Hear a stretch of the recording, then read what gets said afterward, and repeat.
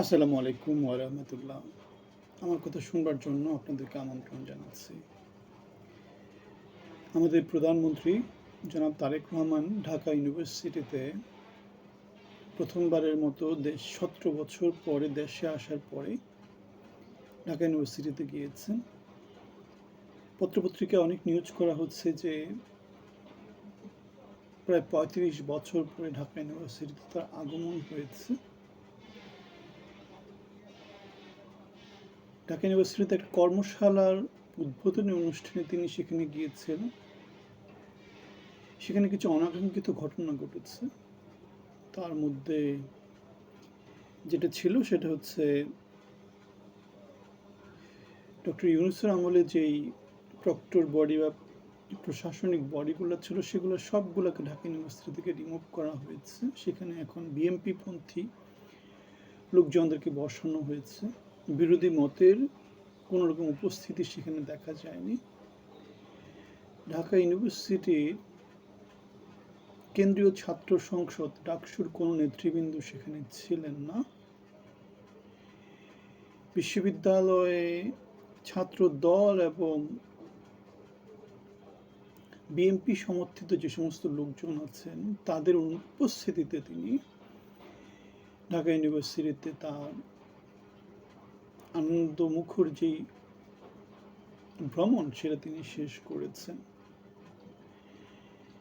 কর্মশালাতে তারেক রহমান একটি কথা বলেছেন যে দলীয় কোটায় শিক্ষক নিয়োগ দেওয়াতে ঢাকা ইউনিভার্সিটি তার শিক্ষার গুণগত মান ধরে রাখতে পারেনি, সেজন্যই বৈশ্বিক কোনো র্যাঙ্কিংয়ে ঢাকা ইউনিভার্সিটি আসতে পারে না। এবং এই কথাটা তিনি বলেছেন তার বিএনপির দলীয় শিক্ষা বিষয়ক সম্পাদক যিনি বর্তমানে ঢাকা ইউনিভার্সিটির ভিসি তাকে পাশে বসিয়ে। এবং এরকম পরিস্থিতি আমরা আগেও দেখেছি, আওয়ামী লীগের সময় দেখেছি, এর আগে নানা সরকারের সময় দেখা গিয়েছে। সুতরাং কথার জন্য কথা বলা বা গঠনমূলক পরিবর্তন যদি আনতে পারতেন তাহলে তিনি শিক্ষা বিষয়ক সম্পাদককে তার পাশে বসিয়ে বিসি হিসাবে নিয়োগ দিয়ে ইউনূসের আমলের যে প্রশাসন ছিল তাদেরকে পুরোপুরি পরিবর্তন করে দিয়ে ডাকসুকে সম্পূর্ণ পাশ কাটিয়ে এবং ছাত্র দলের অথবা বিএনপি পন্থী লোকজনদেরকে দলে দলে মিছিলে মিছিলে এনে ঢাকা বিশ্ববিদ্যালয়ে পদচারণা মুখর করে পত্রপত্রিকার মধ্য দিয়ে প্রচারণা দিয়ে তিনি পুরনো সংস্কৃতিকে ধারণ করেছেন, যেটা হাসিনা করেছে, হাসিনার আগে যারা যারা ছিল তারা করেছে। সুতরাং পরিবর্তনের কিছু তিনি করেননি, পরিবর্তনের কিছু আমরা দেখতে পাইনি। ছাত্র রাজনীতি বন্ধের কথা অনেক দিন ধরে বলা হচ্ছিল। ছাত্র রাজনীতি বাংলাদেশের ইতিহাস, ছাত্র রাজনীতির ইতিহাস, সেটা আমরা স্বীকার করি। বাংলাদেশের ইতিহাসের সাথে ঢাকা বিশ্ববিদ্যালয়ের ইতিহাস জড়িত। সুতরাং ছাত্র রাজনীতি বা রাজনীতি, ঢাকা বিশ্ববিদ্যালয় কেন্দ্রিক যে রাজনীতি সেটা বাংলাদেশের পরিবর্তনের সূচনা করে। কিন্তু এই ছাত্র রাজনীতি যখন দলীয় লেজুর ভিত্তিতে পরিণত হয়, আমরা দেখেছি 17 বছরের ফ্যাসিজম দেখেছি। আমরা বিভিন্ন সরকারের সময় হল দখল করা বা ইউনিভার্সিটি দখল করা নানা রকম সংস্কৃতি দেখেছি। সরকারের বিরুদ্ধে কথা বলার মতো কোনো ছাত্র শক্তি কখনো আমরা মাথাচাড়া দিয়ে উঠতে দেখিনি। কোটা আন্দোলনকে পুঁজি করে 17 বছরের ফ্যাসিজমের বিরুদ্ধে ছাত্ররা আন্দোলন করেছিল এবং সেটার মধ্য দিয়ে 17 বছরের ফ্যাসিজম নিপাত গিয়েছিল। এখন বটবৃক্ষের মতো ঝেঁকে বসা এই যে অপরাজনীতি, বাংলাদেশের প্রশাসনিক যেই লেজুর ভিত্তি, যেটা আমরা পুলিশের ডিআইজি রাজাউল ইসলাম মল্লিকের কথার মধ্য দিয়ে দেখতে পাই, সেগুলো বাংলাদেশকে সবসময় বিপদগামী করেছে। বাংলাদেশের ইতিহাস ছাত্র রাজনীতির ইতিহাস। ছাত্ররা রাজনীতি করে কিন্তু কোনো দলের লেজুর ভিত্তি যাতে না করে, লেজুর ভিত্তি বাংলাদেশকে সবসময় বিপদগ্রস্ত করেছে। 17 বছরের ফ্যাসিজম তার নমুনা। এরশাদের সময়ে যে রাজনীতি সেগুলা ছিল একই সংস্কৃতির অংশ, অপরাজনীতি। পরবর্তীতে 90-তে ছাত্র জনতা ঐক্যবদ্ধ হয়ে গণ আন্দোলন করেছিল এবং এরশাদের পতন ঘটিয়েছিল। 17 বছরের ফ্যাসিজম সেই সংস্কৃতিরই পুনরাবৃত্তি। সুতরাং রাজনৈতিক বিবেচনায় শিক্ষক নিয়োগ, প্রশাসন দখলের যে নীরব বিপ্লব বর্তমানে চলছে, অথবা ছাত্র দলের নেতৃবৃন্দের প্রধানমন্ত্রী তারেক রহমানের গাড়ির সামনে পিছনে যে দৌড়াদৌড়ি, এগুলো সব আমাদেরকে যেটা বলে সেটা হচ্ছে লেজুর বৃত্তি। নষ্ট পঙ্কিল বাংলাদেশের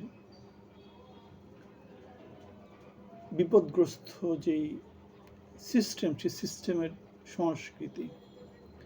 এখন আমরা সেখানে দেখতে পাই ঢাকা শহরে রাস্তাগুলোকে নানা রকম হকারদেরকে বন্দোবস্ত দেওয়া হচ্ছে। এটা নিয়ে ঢাকাতে একটা আন্দোলন হচ্ছে, হকার হটাও ঢাকা বাঁচাও।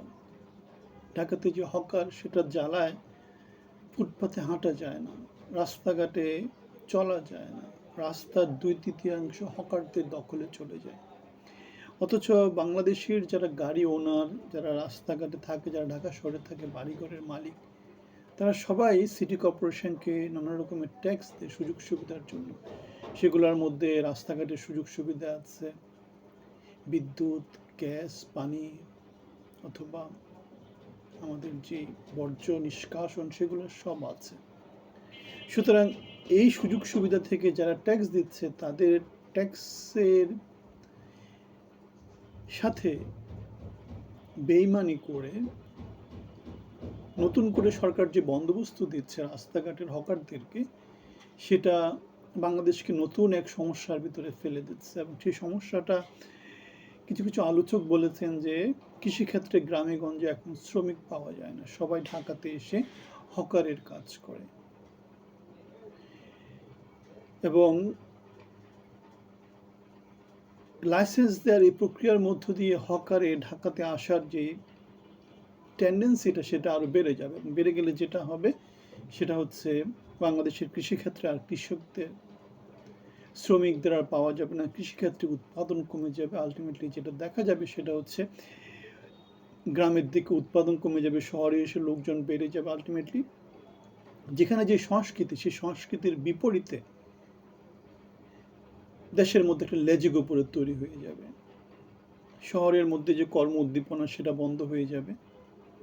জনগণের ভিড়ে আর গাড়ি ঘোড়া চলতে পারবে না, হকারদের ভিড়ে রাস্তাঘাট বসবাসের অযোগ্য হয়ে যাবে।